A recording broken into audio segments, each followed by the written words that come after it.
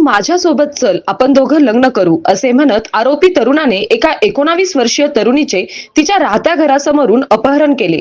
त्यानंतर तिचा विनयभंग केल्याची घटना दिनांक 24 फेब्रुवारी रोजी रात्रीच्या सुमारास राहुरी तालुक्यातील पश्चिमेकडील एका गावात घडली.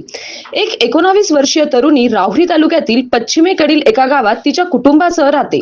दिनांक 24 फेब्रुवारी 2026 रोजी रात्री 11 वाजे दरम्यान पीडित तरुणी तिच्या घरासमोर असताना तेथे आरोपी तरुण आला व तिला म्हणाला की तू माझ्या सोबत चल, आपण दोघे लग्न करू. तेव्हा तरुणीने त्याच्या सोबत जाण्यास नकार दिला.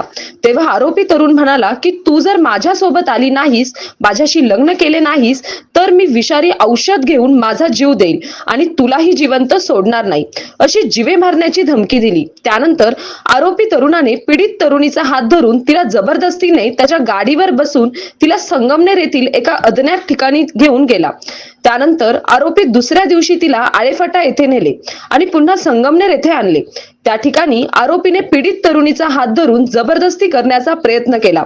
तसेच तिला लज्जा उत्पन्न होईल असे वर्तन केले. तेव्हा तरुणीने आरडाओरडा केला असता आरोपी तरुण तिथून पळून गेला. घटनेनंतर पीडित तरुणीने राहुरी पोलीस ठाण्यात हजर राहून फिर्याद दाखल केली.